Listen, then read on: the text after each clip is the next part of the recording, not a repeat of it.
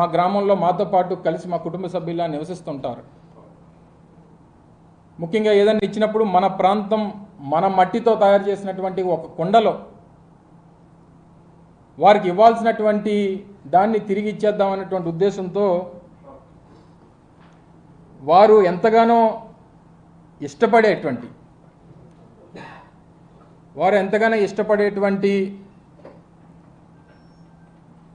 ఈ పప్పుని ఈ ప్రాంత మట్టితో తయారు చేసినటువంటి మట్టి కుండలో మా ప్రాంత శాలివాహనుడు మా కుమ్మరి సోదరుడు తయారు చేసినటువంటి మట్టి కుండలో పెట్టి ఇక్కడ ఉన్నటువంటి వారు ఎవరన్నా సాహసం చేసి వారికి తీసుకెళ్ళి ఇవ్వగలిగితే మీరు ఇవ్వండి, లేకపోతే వారే పరిగెట్టుకొని వచ్చి దానికి ఆయనకి ఇష్టమైనటువంటి ఐటెం కాబట్టి నేనే వచ్చి తీసుకెళ్తానంటే తీసుకెళ్ళమనండి, ఇక్కడే ఉంచుతాను దీన్ని. కాకపోతే ఈ పప్పుతో పాటు ఇందులో కాస్త ఉప్పు కారం కూడా కలిపా. కేవలం ముద్దపప్పు అయితే సరిపోదు వారికి. కాస్త ఉత్తరాంధ్ర ప్రాంతం అనేక సందర్భాల్లో ఆ పార్టీకి తెలుగుదేశం పార్టీ అధికారంలోకి రావడానికి కారణమైనటువంటి ఉత్తరాంధ్ర ప్రాంతం గురించి ఏ రోజు కూడా ఆలోచన చేయనటువంటి తండ్రి కొడుకులు ఇప్పుడు వచ్చి ఈ ప్రాంతం మీద ప్రేమ ఉన్నట్టు, ఈ ప్రాంతం అంటే అభిమానం ఉన్నట్టు, ఈ ప్రాంతానికి ఏదో భవిష్యత్తును ఇచ్చేస్తామన్నట్టు చెప్పేటువంటి మాటలు సిగ్గు లజ్జ, ఏ రకమైనటువంటి విశ్వాసం ఈ ప్రాంతం మీద లేనటువంటి ఈ అబ్బా కొడుకులు ఇద్దరికీ ఈ ప్రాంతంలో ఉప్పు కారం కలిపినటువంటి దీంతో కలిపి పెడితే కాస్తంత సిగ్గు లజ్జ విశ్వాసం పెరుగుతాయనేటువంటి ఉద్దేశంతో దీన్ని తయారు చేయించారు. దీన్ని తీసుకొని వెళ్ళి వారు ఏం చేసుకుంటారో, ఎందుకంటే సహజంగా వారు వెనక్కి తిరిగి చూసుకుంటే వారి మచ్చ వారికి కనబడదు, ఎందుకంటే సైజు పెద్దది. అది మన కింద ఉన్నటువంటి మచ్చ మనం చూసుకోకుండా ఊరోళ్ళందరి గురించి మాట్లాడితే ఈ రకమైనటువంటి పరిస్థితులే ఉంటాయి. ముఖ్యంగా వారు మాట్లాడుతూ నా మీద చేసినటువంటి విమర్శలు, నాకేదో 100 కోట్ల రూపాయలు నేనేదో అవినీతి చేసినట్టు, 100 ఎకరాలు నేను దోచేసినట్టు తాను మాట్లాడాడు. నేనేమి నీలాగా బ్యాక్డోర్ పొలిటీషియన్ కాదు. నేను నా తండ్రి మరణించిన తర్వాత 18 సంవత్సరాలు పోరాటం చేసి ఈ ప్రాంత ప్రజల సమస్యల మీద పోరాటం చేసి మీలాంటి ప్రభుత్వాల్ని ఎదిరించి ఈ ప్రాంత ప్రజల తాలూకా మన్ననలు సంపాదించి జగన్మోహన్ రెడ్డి గారి దయ వల్ల శాసనసభ్యుడిగా ఎన్నికై ఈరోజు మంత్రి స్థానంలో కూర్చున్నా. కానీ తమరు మంత్రి అయిన తర్వాత ఎమ్మెల్సీ అవుతారు. అబ్బబ్బబ్బబ్బబ్బా, తమరు మంత్రి అయ్యి తర్వాత ఎమ్మెల్సీ అవుతారు. తర్వాత ఎమ్మెల్సీ అయ్యి ఎన్నికలకి వెళ్ళి ఎమ్మెల్యేగా ఓడిపోతారు. తమరు తాలూకా రాజకీయం అది. ఒక మాజీ ముఖ్యమంత్రి కొడుకు, ఆయన పోటీ చేసేటువంటి సమయానికి ఆయన ముఖ్యమంత్రి కొడుకు శాసనసభ్యుడిగా ఓడిపోతాడు. 45 సంవత్సరాలుగా ఈ విశాఖపట్నం పదవిని అధిరోహించి జగన్మోహన్ రెడ్డి గారి ఆశీర్వాదంతో ఈరోజు రాష్ట్రంలో ప్రతిష్టాత్మకమైనటువంటి పరిశ్రమల శాఖకి మంత్రిగా ఉన్నాడు. అది నీకు నాకు తేడా. సిగ్గుందని అసలు నీకు మాట్లాడగలవు? ఒక మాజీ ముఖ్యమంత్రి కొడుకు అయి ఉండి ఎమ్మెల్యేగా ఓడిపోయి నువ్వు వచ్చి మా గురించి మాలాంటి వాళ్ళ గురించి మాట్లాడుతూ ఉంటే, నాకు తెలిసిన దగ్గర నుంచి నేను పుట్టి పెరిగినటువంటి నా మింది గ్రామంలోనే నేను ఉంటున్నా. మా తాత కట్టించినటువంటి ఇంట్లోనే నేను నివాసం ఉంటున్నా. మా తండ్రి అక్కడే ఉన్నారు, నేను అక్కడే ఉన్నాను, మా తాత అక్కడే ఉన్నారు. మా 4 ఫాదర్స్ దగ్గర నుంచి ఆ గ్రామమే నాకు తెలిసి నేను పుట్టినటువంటి గ్రామం. నువ్వెక్కడ పుట్టావు? మీ నాన్న ఎక్కడ పుట్టాడు? ఇప్పుడు మీరు ఉండేది ఎక్కడ? మీ నాన్న ఉండేది పూరి గుడిసెలో ఉండేటువంటి మీ నాన్న ఈరోజు నిన్ను తీసుకొని వచ్చి ఒక రాయల్ ప్యాలెస్లో, హైదరాబాద్లో ఒక రాయల్ ప్యాలెస్లో నిన్ను పెట్టాడే. ఎలాగా ఆ స్థాయి నుంచి ఈ స్థాయికి వెళ్ళవచ్చు ఒక్కసారి చెప్తే ఈరోజు రాష్ట్రంలో ఉన్నటువంటి అనేక మంది పేదవారు కూడా ఈ మీ మీ తండ్రి తాలూకా స్కీమ్ని ఫాలో అయ్యి వారు కూడా పాకల్లో ఉన్నటువంటి వారందరూ కూడా ప్యాలెస్ల్లోకి వెళ్ళిపోతారు. మీరు చేసినటువంటి అవినీతి సంపాదన, అక్రమాలు, అన్యాయాలు, మీరు చేసినటువంటి అవినీతి ఇవన్నీ మర్చిపోయి, నీ కింద ఉన్నటువంటి మచ్చను నువ్వు మర్చిపోయి, నువ్వు మాలాంటి వాళ్ళ గురించి 45 సంవత్సరాలుగా రాజకీయ చరిత్ర ఉన్నటువంటి మాలాంటి కుటుంబాల గురించి, ఈ రాష్ట్రంలో పేదవాడికి సంక్షేమాన్ని అందిస్తున్నటువంటి ముఖ్యమంత్రి జగన్మోహన్ రెడ్డి గారి గురించి నీకు నోటికి వచ్చింది మాట్లాడతావు. నువ్వు అనకాపల్లి పట్టణంలో కానీ, అనకాపల్లి గ్రామీణ ప్రాంతాల్లో కానీ జరిగినటువంటి అభివృద్ధిని కనీసం చూడలేక, కనీసం అనకాపల్లి పట్టణంలో సమావేశం పెడితే అక్కడ మేము తయారు చేసినటువంటి, బాగు చేసినటువంటి రోడ్లు కానీ, అక్కడ చేసినటువంటి అభివృద్ధి కార్యక్రమాలు కానీ, ఈరోజు అత్యంత ప్రతిష్టాత్మకమైనటువంటి అనకాపల్లి జిల్లాని ఏర్పాటు చేసి అనకాపల్లి పట్టణాన్ని జిల్లా హెడ్ క్వార్టర్గా మా హయాంలో అనకాపల్లికి ఆ గుర్తింపునిచ్చినటువంటి విషయాన్ని ఎక్కడా ప్రస్తావించాల్సి వస్తుందని ఇష్టం వచ్చినటువంటి మాటలు మాట్లాడతావు. మెడికల్ కాలేజ్ గురించి మాట్లాడతావు, ఆర్ఈసిఎస్ గురించి మాట్లాడతావు. నీ పక్కన ఉన్నటువంటి ఆ బంట్రోతులను అడిగితే, నీ పక్కన కూర్చున్నటువంటి వారు ఎవరైతే దాన్ని అడ్డుకోవడానికి ప్రయత్నం చేసి అడ్డుకున్నారో, నువ్వు చెప్పినటువంటి విషయాలకు కారకులైనటువంటి వారందరినీ కూడా దొంగల ముఠాన్ని అందరినీ పక్కన కూర్చోబెట్టుకొని నువ్వు మళ్ళీ మమ్మల్ని ప్రస్తావిస్తూ మమ్మల్ని విమర్శిస్తావా? సిగ్గుందా నీకు? ఓ 420 గారిని పక్కన పెట్టుకుంటావు, ఆడు మాట్లాడతాడు నా గురించి. నీ ప్రభుత్వంలోనే నువ్వు మంత్రివర్గంలో ఉన్నప్పుడు, నీ తండ్రి ముఖ్యమంత్రిగా ఉన్నప్పుడు ఆ 420 గాడి మీద 420 కేసు పెట్టింది నీ ప్రభుత్వం. మా అనకాపల్లి మాజీ శాసనసభ్యుడి మీద 420 కేసు ఆ ప్రభుత్వంలో అధికార పార్టీ ఎమ్మెల్యే మీద నీ ప్రభుత్వమే 420 కేసు పెట్టిన 420 గారిని పక్కన కూర్చోబెట్టుకొని నువ్వు కూడా మాట్లాడితే, ఆ 420 గాడు వచ్చి నా గురించి మాట్లాడితే, వాడు కూడా నా గురించి మాట్లాడేటువంటి పరిస్థితిలో ఉన్నాడంటే ఏం చెప్పమంటారు? నేను పాలు తాగి పెరిగితే ఆడు సారా తాగి పెరిగాడు, ఆడు కూడా నా గురించి మాట్లాడితే ఏం మాట్లాడమంటారు? నన్ను సారా కాసుకొని అమ్ముకున్న నా కొడుకులు కూడా నా గురించి, నా కుటుంబం గురించి, నేను ఇప్పుడు కూడా ఛాలెంజ్, ఇక్కడే ఉన్నాడు కదా ఆ మనిషి, ఎక్కడ మాడుగులు ఎక్కడ తిరుగుతున్నట్టున్నాడు. నువ్వు కానీ నేను ఏదన్నా ₹1 అవినీతి నేను చేశానని కానీ, నువ్వు చెప్పినటువంటి ఆ విసన్నపేట భూములలో 1 సెంటు భూమి నా పేరు మీద ఉన్నా కానీ రాజకీయాల నుంచి బయటికి వెళ్ళిపోతా, రాజకీయాలు మానేస్తా. నువ్వు దత్తత తెచ్చుకున్నాడు, నీ పవనన్నే వెళ్ళి ఏం పీకలేకపోయాడు? వెళ్ళాడు కదా, ఓ రోజంతా సమయం వృధా ప్రయాసాలు వచ్చుకొని విసన్నపేట వెళ్ళి ఏం మాట్లాడాడు, ఏం రుజువు చేశాడు? మీరు కూడా వెళ్ళారు కదా, చెప్పనండి. ఇదిగో ఈ ప్రభుత్వ భూమిని అమరనాథ్ రాయించేసుకున్నాడని కానీ, లేదా ఈ ప్రభుత్వ భూముల్ని పలానా బినామీల పేర్ల మీద పెట్టేసాడు కానీ చెప్పమనండి. అక్కడ రైతులు బయటకు వచ్చి మా భూములు మేము కొనుక్కొని మేము అమ్ముకుంటా ఉంటే వీళ్ళకేం సంబంధం, ఎందుకు రాజకీయంగా మమ్మల్ని ఇబ్బంది పెడతారని చెప్పి ఒక పక్క రైతులు గొడవ పెడతా ఉంటే, వారి గురించి మాట్లాడడం మానేసి నువ్వు ఏదో అమరనాథ్ మీద బురద జల్లేస్తే, అమరనాథ్ మీద ఓ 4 వచ్చాం కాబట్టి, అనకాపల్లిలో వచ్చాం కాబట్టి 4 విమర్శలు చేసేస్తే ప్రజలు నమ్మేస్తారనుకుంటే నీ అమాయకత్వం. నువ్వు కూడా మాట్లాడతావు, అది నీకు ఏం స్థాయి ఉందని మాట్లాడతావు, ఏముందని మాట్లాడతావు? మీరందరూ కూడా వచ్చి ఇష్టం వచ్చినటువంటి మాటలు మాట్లాడి గంజాయి ఏదో గంజాయి మాఫియా చేస్తున్నాను, డ్రగ్ మాఫియా చేస్తున్నానని అంటాడు. ఎంత అన్యాయం అండి ఇది? నీ పక్కన వైజాగ్ వీరప్పని నీ పక్కనే కూర్చోబెట్టుకున్నావు. మీ అయ్యన పాత్రుడు గంజాయి డాన్ అని చెప్పి మీ పార్టీలో ఉన్నటువంటి గంటా శ్రీనివాసరావు గారు చెప్పలేదా? గంటా శ్రీనివాసరావు ఒక సందర్భంలో విశాఖపట్నంలో ఆయన మంత్రిగా ఉన్నప్పుడు, మీ ప్రభుత్వం అధికారంలో ఉన్నప్పుడు చెప్పలేదా ఆ మాట?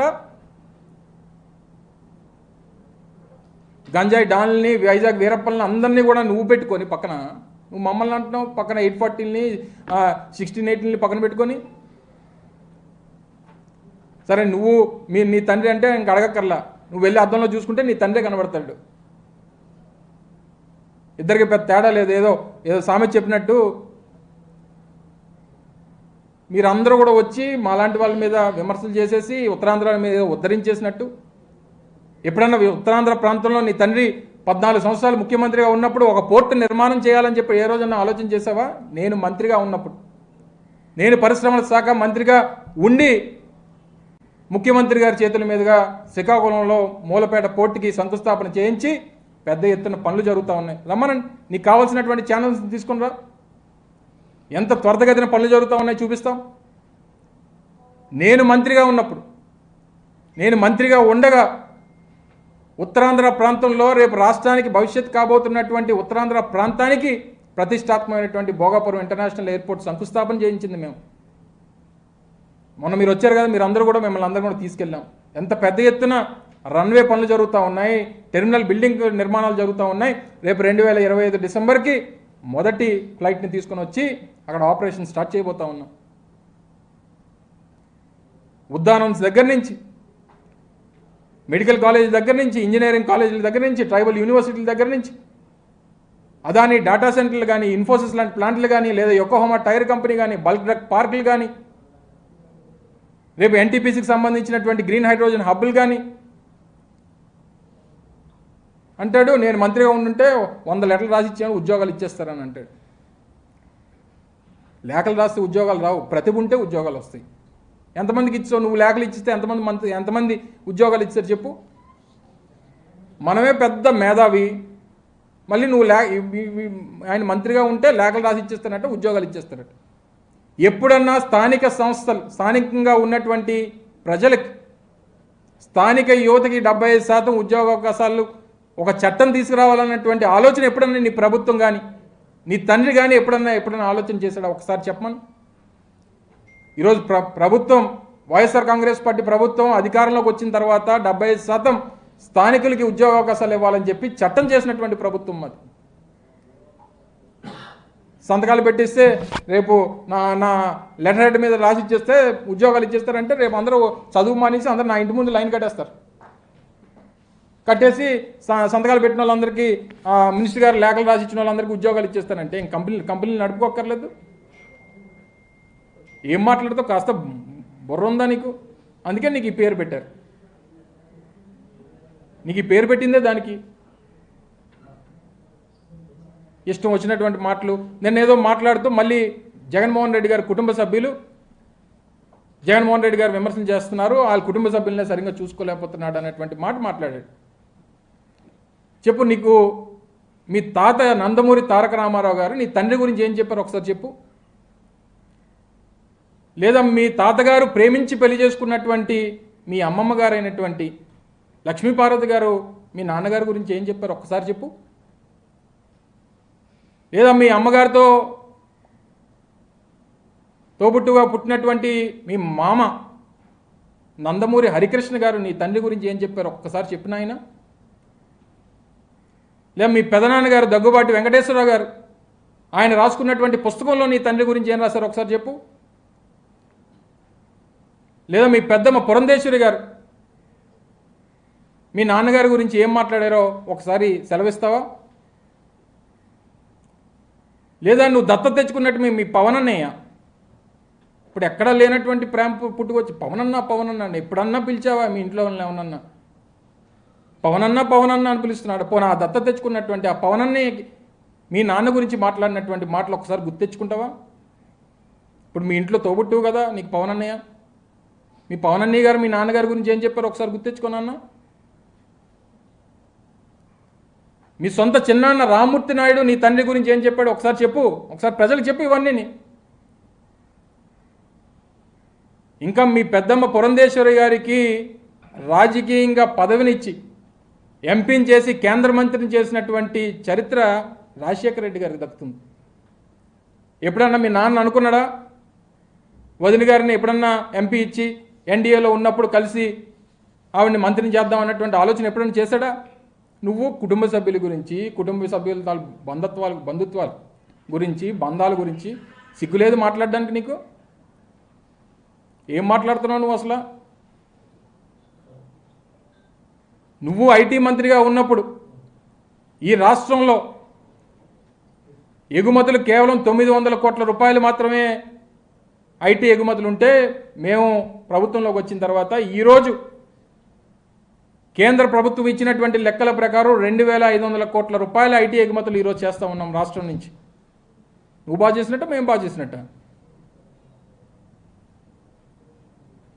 ఈరోజు 250 ఐటీ కంపెనీలు ఒక్క విశాఖపట్నంలో పనిచేస్తూ ఉన్నాయి. ప్రతిష్టాత్మకమైనటువంటి ఇన్ఫోసిస్ సంస్థని ఈరోజు విశాఖపట్నం తీసుకొచ్చినటువంటి చరిత్ర మాది. రాష్ట్రంలో దాదాపు 70-80 వేల మంది ఐటీ ఉద్యోగస్తులు రాష్ట్రంలో ఇతర ప్రాంతాలతో కలిపి ఈరోజు ఐటీ ఉద్యోగస్తులు పనిచేస్తూ ఉన్నారు. ఒక్కొక్క సందర్భంలో మీరు గుర్తుందో లేదో, 2017లో ఆయన ఐటీ శాఖ మంత్రిగా ఉన్నప్పుడు విశాఖపట్నంలో ఒక పత్రికా సమావేశంలో ఆయనే చెప్పాడు, విశాఖపట్నానికి ఐటీ సంస్థలు రావు, ఇక్కడ ఏమీ లేదు, ఇక్కడ ఇకోసిస్టమ్ లేదు, ఇక్కడ వచ్చేదానికి ఎవరో ఇంట్రెస్ట్ చూపించట్లేదు అన్నటువంటి మాట ఈ మనిషి చెప్పాడు. ఆ పేపర్ క్లిప్పింగ్ కూడా కావాలంటే నీకు పంపిస్తా. ఈ రకమైనటువంటి మాటలు మాట్లాడేసి ఏదో విమర్శ చేసేస్తే ప్రజలందరూ నమ్మేస్తారనుకుంటే, ఇక్కడ అమాయక ప్రజలు ఇంకా నీ మాటలు, నీ తండ్రి మాటలు నమ్మి మోసపోయేటువంటి దానికి ఇంకా ఉత్తరాంధ్ర ప్రాంతంలో ప్రజలు కానీ, ముఖ్యంగా విశాఖపట్నం ప్రజలు కానీ సిద్ధంగా లేరు అనేటువంటి విషయాన్ని గమనించమని, ఇప్పటికన్నా నోరు జాగ్రత్తగా పెట్టుకొని మాట్లాడకపోతే ఏమనంటే ఎర్ర బుక్కు అంటావు. నీ జీవితంలో ఆ పుస్తకం తెరిచేటువంటి రోజు కూడా రాదు. నీ జీవితంలో నీకు, నీ తండ్రికి ఎప్పటికీ ఆ ఎర్ర పుస్తకం కనీసం మొదటి పేజీ కూడా తెరిచేటువంటి రోజు రాదు. అది నువ్వు మడిచి ఎక్కడో పెట్టుకోవడం తప్ప. నీ కుర్చీని ఇప్పటికే మడత పెట్టేశాం. 2019లో మీ నాన్న కుర్చీని మడత పెట్టేశాం. రేపు నీ పుస్తకాన్ని కూడా నువ్వు మడిచి ఎక్కడ పెట్టుకోవాలో అక్కడ పెట్టుకో, కావాల్సినంత ఉంది నీకు. ఇంకా ఇక్కడైనా నువ్వు ఎంత సీరియస్గా డైలాగులు చెప్దామన్నా, ఎంత సీరియస్గా మా మీద విమర్శలు చేద్దామన్నా, నిన్ను చూసి ఆ సీరియస్నెస్ మాకు రావట్లేదు. అంత కామెడీ ఫేస్ మంది. దయచేసి ఈ తప్పుడు రాతలో ఎవడో ఇచ్చినటువంటి 4 పదాలు స్పష్టంగా పలకవయ్యా. నువ్వు పెట్టినటువంటి సమావేశం పేరు చెప్పు ఏంటో. నువ్వు నేను చెప్పడం కాదు, ఆయన చెప్పమను. మనం డెంగ్యూ జ్వరాలు అని చెప్పమను, చెప్పగలలేమో. ఏమో ఆయన ఏమంటాడు, ఆయన అడుగు, నన్ను ఏమని చెప్పమంటావు.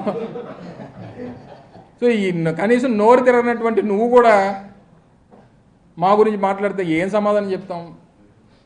దయచేసి ఆ మాటలు మానుకొని, ఇప్పటికన్నా మేము 14 సంవత్సరాల్లో మా నాన్న ముఖ్యమంత్రిగా ఉన్నప్పుడు ఏం చేయలేకపోయాం, ఈసారి ఇస్తే ఏదైనా ప్రయత్నం చేస్తామనేటువంటి మాట చెప్పుకునేటువంటి ప్రయత్నం చేయండి తప్ప మా మీద విమర్శలు చేసి ఏదో చేసేసామని ఒక భ్రమ కల్పించి దయచేసి ఇక్కడ ప్రచారాలు చేయొద్దు, మా మీద తప్పుడు ఆరోపణలు చేయొద్దు అని చెప్పి మరొకసారి ఈ పప్పుకి హెచ్చరిస్తూ నిన్న చేసినటువంటి వ్యాఖ్యల్ని మరొకసారి తీవ్రంగా ఖండిస్తా ఉన్నాం.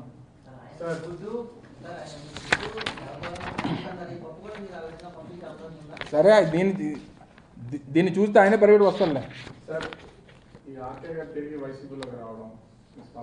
ఇంకే మీరే చెప్పాలి స్పందన ఏంటో. చాలా మాట్లాడి వెళ్ళిపోయారు జగన్ గారి గురించి. ఇప్పుడు కనీసం షర్మిల గారికి ఇన్ఫర్మేషన్ కూడా లేకుండా తిరిగి పార్టీలోకి వచ్చారు. అంటే ఏమన్నా వ్యాపారాలు అవి ఏముంటాయి, వ్యాపారాలు ఇస్తారని ఆశపడడం వాళ్ళు వస్తారా? అది ఆయన అడగాలి నువ్వు. ఏదేమైనప్పటికీ జగన్మోహన్ రెడ్డి గారి నాయకత్వం, జగన్మోహన్ రెడ్డి గారికి వస్తున్నటువంటి స్పందన. ఎందుకంటే జగన్మోహన్ రెడ్డి గారు నాకు తెలిసి గడిచినటువంటి ఈ 58 మాసాలుగా అనేక ప్రభుత్వ కార్యక్రమాల్లో పాల్గొన్నటువంటి సందర్భాలను మనం చూసాం.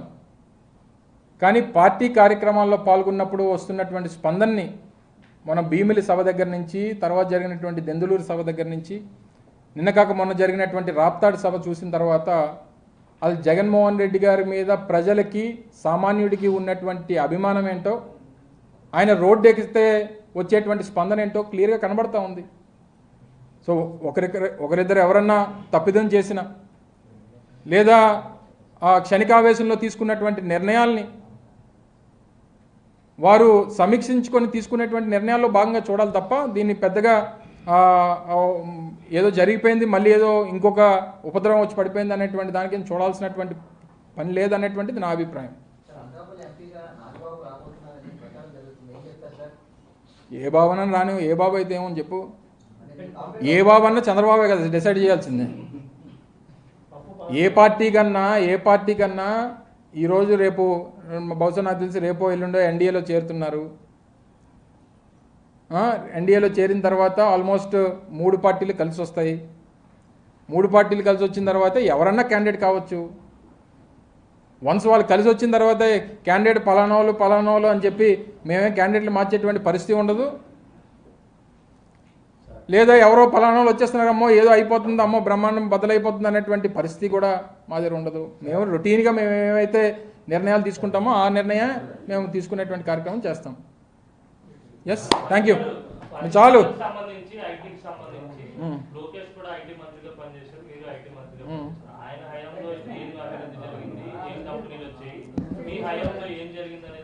ఇస్తాను, డెఫినెట్గా ఇస్తాను. అనేక సందర్భాల్లో చెప్పాను, మళ్ళీ చెప్తున్నాను. మీకు కావాలంటే ఆన్ పేపర్ ఇస్తాను.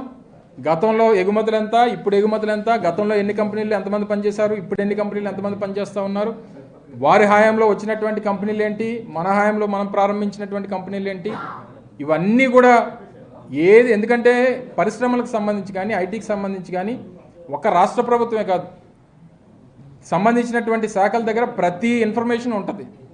నేను చెప్పినటువంటి ప్రతి ఇన్ఫర్మేషను ఆన్ రికార్డెడ్ ఎవిడెన్స్తో చెప్తున్నటువంటి తప్ప కాకి లెక్కలకు కాదు. ఏమో ఆయన వచ్చి తీసుకెళ్తే మంచిది నా ఉద్దేశంలో. రైట్, అయితే నేను రెడీ అని చెప్తున్నాను కదా, నేను రెడీ అని చెప్తున్నా. ఆయనకి అంత ధైర్యం ఉండొద్దు. జనం నుంచి గెలిచి వచ్చినటువంటి నాలాంటి వాడికి బ్యాక్ డోర్లో వచ్చినటువంటి వాళ్ళంటి వాడితోని మనకన్నా స్థాయి ఉండాలి కదా మాట్లాడడానికి.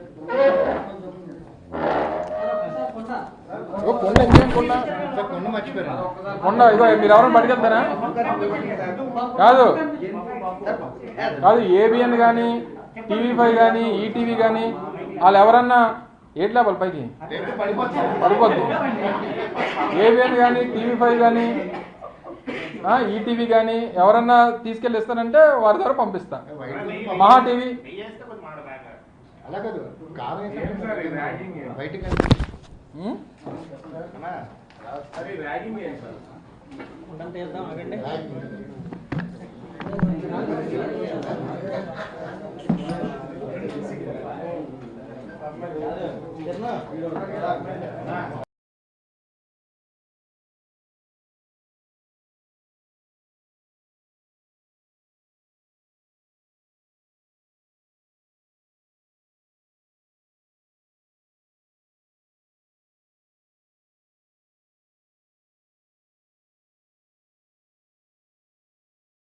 జేఈఈ మెయిన్ 2024 సెషన్ 1 ఫలితాల్లో సత్తా చాటిన రెజోనెన్స్. ప్రతి సబ్జెక్టులో 100% రిజల్ట్స్ తో పాటు హైదరాబాద్ లో ఉన్న ప్రతి క్యాంపస్ నుండి 99% రిజల్ట్ సాధించిన ఏకైక విద్యా సంస్థ Resonance Hyderabad. When there are elected bonds where the contributions are 2 crores, 3 crores, 5 crores, 10 crores, 15 crores, obviously you can make a phone call and get access to the minister.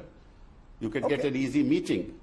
You can get, so you're telling me, it's obvious. I mean, we are not babes in the wood. We are not babes in the wood that we don't know what this is all about. Okay, so you're confident that as a result of these disclosures, the various quid pro quos over the last 5 years will come out, and therefore you believe that's the real value in a way of this judgment. Am I correct? No, but they may well come out, but the ED will not do nothing about it because it happens to be quid pro quo of the party in power. And I'm afraid they will go against those opposition governments where they may allege a quid pro quo and get the ED after them. So therefore what's going to happen is, as long as the ED is not controlled, as long as this PMLA and the disaster which has resulted in the powers of the, under the PMLA of the ED. Unless that is dealt with, I think that we will have another, this judgment will be used, in fact, for just the, for targeting again the opposition people. Let's leave it there. Let's wait and see how that plays out. But for now, you have reason to be satisfied that your battle in a way to try and make the electoral bond system more transparent, and indeed, as the court has now ruled unconstitutional, you won that big battle. Thank you very much, Kapil Sibal, for joining us. Our first guest tonight is someone who appeared in this major case, senior advocate, former law minister, and still a member of parliament. Kapil Sibal is joining me. Appreciate you joining us, Mr. Sibal. Most legal observers are calling it a historic judgment, enhancing the voters' right to know. But the fear is that cash and carry politics could be back in the absence of electoral reforms, that the recipe in a way could be even worse now that electoral bonds have been declared unconstitutional. Well, two responses to that. Number one, is it your assumption that there is no cash and carry politics nowadays? When you bring people from other parties and induct them in your party, do you think they are paid any by check for doing that? No, but that's exactly it. The so cash will be announced. Sir, that's exactly it. So it'll get worse. It'll get worse in the absence of electoral bonds. Let me answer. If you just let me answer. Yes. Be a little patient. Yes. Right. So I said, number one, cash and carry politics is happening at a rampant scale, even today. So this has nothing to do with cash and carry, and it's not something that I say. It's what the Supreme Court has said in its judgment, that this has nothing to do with elimination of cash, right? And why have they said so? Because this money is given by check, and with this check money, it has nothing to do with elections. Remember this, when a member of parliament fights an election, the maximum he can spend is 95 lakhs. When an MLA fights an election, the maximum he can spend is 45 lakhs. Now, he explains that in the course of his election to the officers of the Election Commission. Now, this money that they got, and it's over 6,566 crores since 2018, is white money. They can't spend it in cash. So this is white money which they used for their party. What does that mean? They use this for building their offices. They use this for building the RSS offices. They use this for having this connectivity network all over India. This is to enrich the party. This has nothing to do with elections. In fact, electoral bonds is a misnomer, because this has nothing to do with elections. It's something to do with the bonding of the corporate sector with the government, with the BJP. That's all that it is.